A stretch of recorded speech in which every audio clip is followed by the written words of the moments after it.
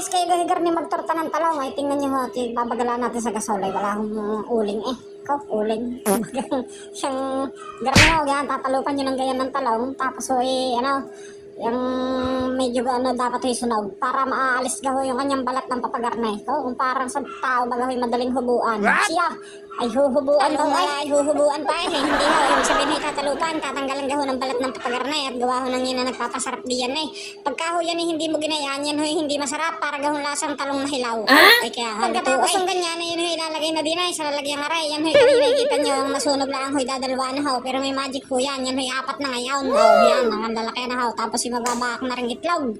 Yan ang itlog na yan, nakita lang din sa ilalim baga sa pugad. Kung nakita daw, ay hinupot. Bago yan, gagayatin na rin sibuyas na rin.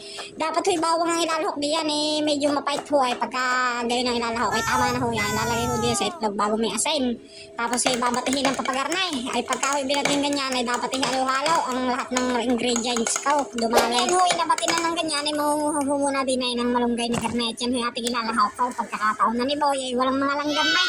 Yan, ay tingnan nyo at ganyan lang ho ang gagawin pagka walang lang gabi mabilisan lang ho yan. Kung ganyan eh, tingnan nyo at agad yan himay na ay pagbagsak ho niyan sa lamisa ay agad din nasa plato ay tingnan nyo naman ang pagkagalingan ho tapos ilalok natin din sa itlog bago ho ihahalo ng papagarnay ay kulang ho ang itlog niyan ay kaso wala kulang ay kasi wala na magagawa ay di ka din ho ang gagawin ho pipisain lang ng papagarnay yung talong tapos ho ay pagka yung 4 na yun na ganyan na nadurog-durog na baga ilalagay ho yan yung itlog na may malunggay na yan tapos ho ay ang kasunod na ho niyan ni ang pagsasaid na rin at sayang may bagyanaw nakuha ng walang langgaman na ho. Ang kagayan ng said na yan tayo magdidikit na rin. Ayan, pagkakukita nyo ang apoyo pa, lalagay na rin kawalay.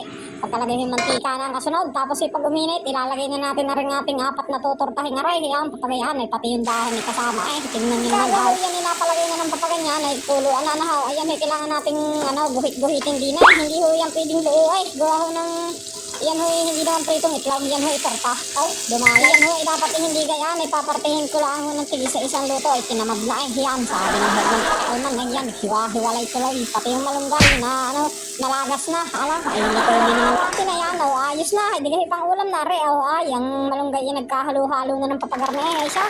Ay, paano ba? Ay, pwede na rin. Baka lang ho kayo din Ari ho, ibig sabihin kahit naman luray-luray na garne masustansya. Healthy na ba? Ano ho? Ay, siya. Salamat po sa inyo lahat. God bless you all. Thank you.